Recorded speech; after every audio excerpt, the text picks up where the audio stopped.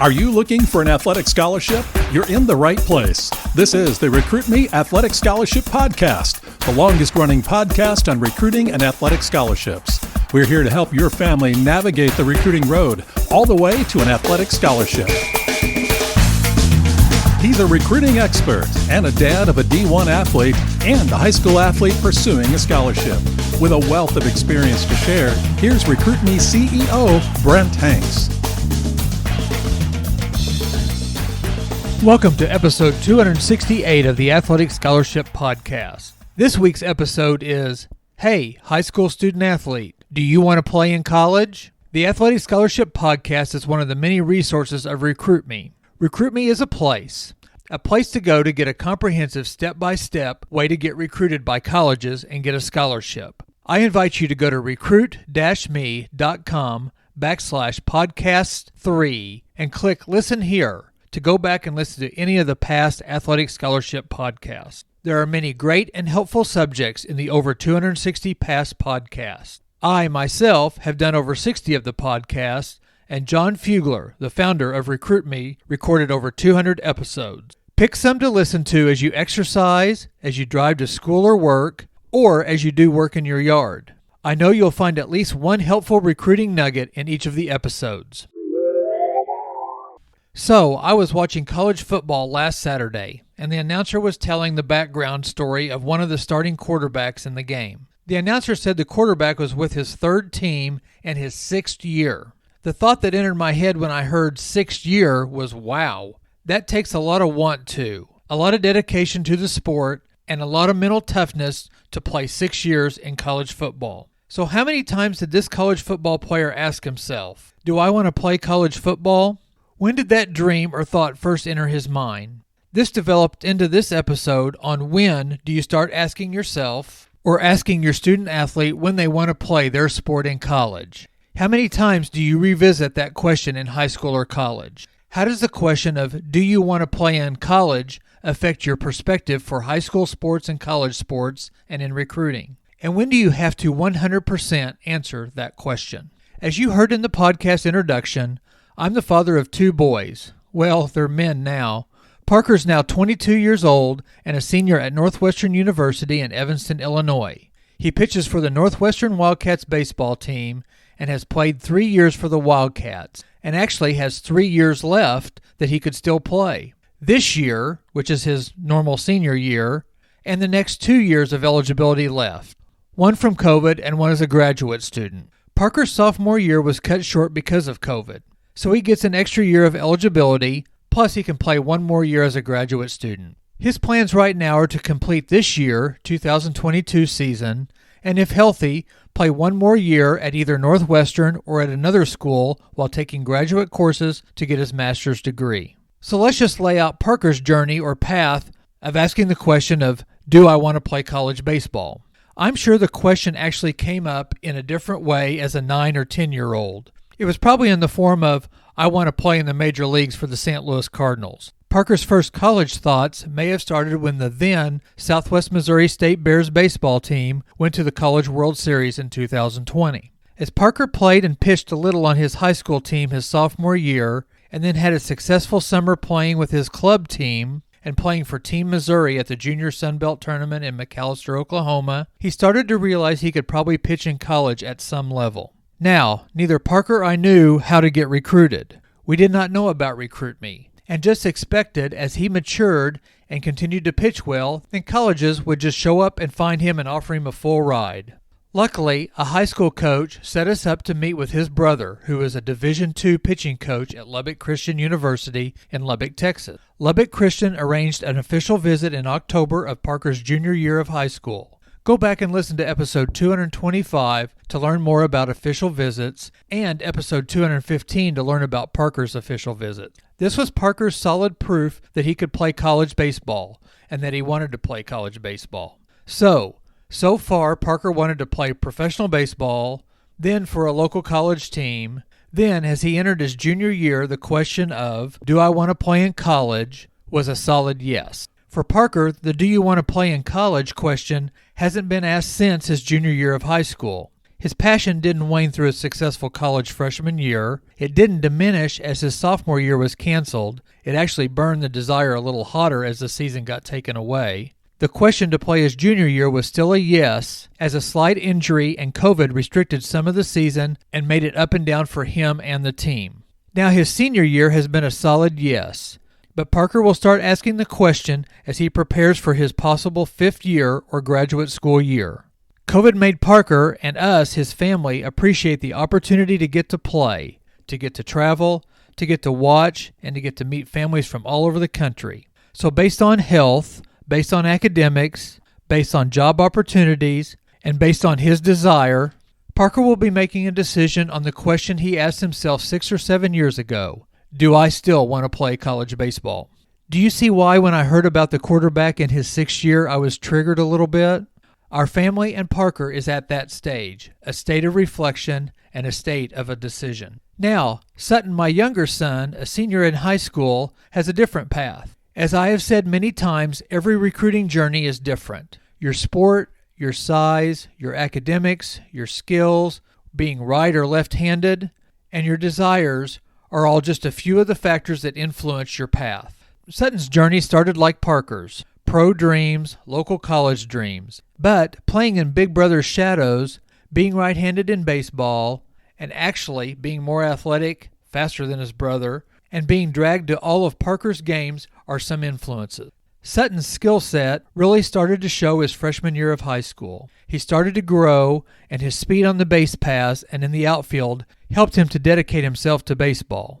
Watching Parker's success in college showed him the rewards of playing in college. The friends you make, the travel to interesting places, the recognition, and the swag, or all the gear, started to drive him toward answering the question, do I want to play in college? Also, our family's knowledge of the recruiting process led us to ask the question earlier. Then, Sutton's high school season, like thousands of other high schoolers' seasons across the country, was zapped his sophomore year. But luckily, in Missouri and in the Midwest, his sophomore summer season was still played. In-person recruiting was halted, so he was able to just concentrate on baseball and not on coaches showing up.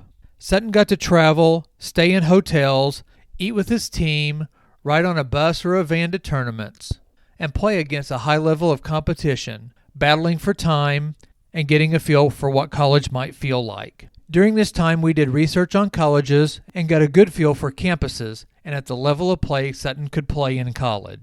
So again, the question of, do I want to play in college, came up, and it was confirmed in his mind. As Sutton's junior year of high school came around, he made the varsity as an outfielder. But as circumstances happened, the coach moved a senior from the infield to the outfield. And with that, Sutton played the outfield in JV games and pitched in JV games.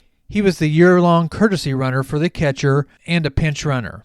He got one at-bat in varsity and a bunch of base-running experience on a good varsity team that played good competition in both conference and non-conference. Sutton and our family understood the situation, and he worked extra to stay on top of his game. He again asked the question, do I want to play college baseball? And as summer ball started, the answer was yes. Sutton had made a 17U travel team, but a coach in his organization called and asked if he wanted to play on an 18-year-old team with a roster full of college-bound players that were going to junior colleges, NAIA schools, Division III and Division II schools. But they needed one more outfielder and pitcher. And 2 of Sutton's high school teammates were on the team, so that made it a good move too. Sutton ended up leading the team with a .432 batting average, getting a hit in 28 out of the 40 games he hit in. He ended up third on the team with a .576 slugging percentage with 2 home runs, 2 triples, and 4 doubles. He was third in runs scored and second in stolen bases, only being thrown out once when he slid past second base on wet turf. Sounds like a baseball dad making up an excuse, huh? He also pitched 16 innings with a 2-1 record. Needless to say, I think Sutton didn't have to think much about the question of do I want to play college baseball very much. So here we are with Sutton as he visits colleges and talks with coaches to get a spot on a college team. The when of the question, do I want to play in college, is early and often. The how many times do you ask? Well, it's a few times to a bunch of times, depending on your situation. and realize you will ask the question as a student athlete many more times based on your academics, your loneliness from being away from home, possible injury, your playing time, and these are just a few of the reasons. Answering the "do I want to play in college" can drive you to be prepared mentally, physically, and financially throughout the high school and into college. And the final question of when do I have to decide 100%? That should be every day after you've committed to a college. Now, I realize some days may be 80%, some 60%, but a majority of your days need to be 100% so that you can commit yourself to training and games. So, do you want to play your sport in college? The Athletic Scholarship Podcast is one of many free and inexpensive resources to help you in your recruiting journey. The RecruitMe 3.0 Athletic Scholarship System is the cornerstone of RecruitMe. Take advantage of the back-to-school special price for the RecruitMe 3.0 system. A special price of only $99 is good through Monday, September 27th. Go to recruit-me.com/system and get more information on the RecruitMe 3.0 system. Why risk thousands of dollars on a recruiting mill? You can get a scholarship on your own at the school of your choice for a fraction of the cost. Recruiting doesn't have to be confusing, but it is when you don't have the knowledge. I believe in a logical, step-by-step approach. There is a video for every step of the RecruitMe 3.0 system, where we explain clearly how to execute that step. It brings the recruiting process to life and makes it crystal clear. So click the Access button on the recruit-me.com/system page and take advantage of the $99 back-to-school special. The normal price is $127. If you're not sure about dropping $99, then test drive the free Recruiting Power Pack on the recruit-me.com homepage. There are 3 great tools to get you started, and they are free. Back in episode 265, I started an Importance of Your Academics series from the RecruitMe 3.0 system. So let's sneak back into Appendix F of the RecruitMe 3.0 system downloadable manual. Appendix F, How to Study and Make the Most of Your Time, by Bob Kislick. No two people study the same way. There is little doubt that what works for one person may not work for another. However, there are some general techniques that seem to produce good results. No one would argue that every subject that you have taken is going to be so interesting that subject is not going to be work, but pleasure. We can only wish. Everyone is different, and for some students, studying and being motivated to learn comes naturally. If you are reading this page, it's likely you are not one of them, but don't despair. There is hope. Your success in high school and college is dependent on your ability to study effectively and efficiently. The results of poor study skills are wasted time, frustration, and low or failing grades. It's your life, your time, and your future. All I can say upon many years as a teacher is that time is precious and should not be squandered, no matter what you believe right now. This section is designed to help you develop effective study skills. It is not a magic formula for success in preparing for tests, written or oral assignments. Studying any material requires work. However, by using the techniques described in this section and applying yourself, you can gain a valuable edge in understanding material, preparing for tests, and ultimately learning. This guide contains some of the best and most effective techniques of successful students who typically have high grades in high school and college, regardless of the courses they take. So read on and listen on and think about what you read and listen to and prepare to become a successful student. The value of a schedule. Before you begin to think about the process of studying, you must develop a schedule. If you don't have a schedule or a plan for studying, then you will not have any way to allocate your valuable time when the unexpected comes up. A good, well-thought-out schedule can be a lifesaver. It is up to you to learn how to develop a schedule that meets your need. Revise it if necessary, and most important, follow it. A schedule saves time. All schedules should be made with the idea that they can be revised. A good schedule keeps you from wandering off course. A good schedule, if properly managed, assigns time where time is needed, but you've got to want to do it, making every hour count. A schedule should take into account every class, laboratory, lecture, social event, and other work in which you engage. There are givens such as classes and so on that have been incorporated. You must focus on the other free time available and how you will use it. Make a weekly schedule and block off the 24-hour day in 1-hour increments. Indicate times for classes, labs, lecture, social, and work time. Also block off a period of time for sleeping each day. With what is left over, plan time to study. This gives you a rough map of the time available. Of course, you can revise your schedule as circumstances warrant. When to study. The problem of when to study is critical. A good rule of thumb is that studying should be carried out only when you are rested, alert, and have planned for it. Last-minute studying before class is usually a waste of time. Studying for lecture courses. If your study period is before a lecture class, be sure you have read all the assignments and made notes on what you don't understand. If the study period is after the lecture class, review the notes you took during class while the information is still fresh.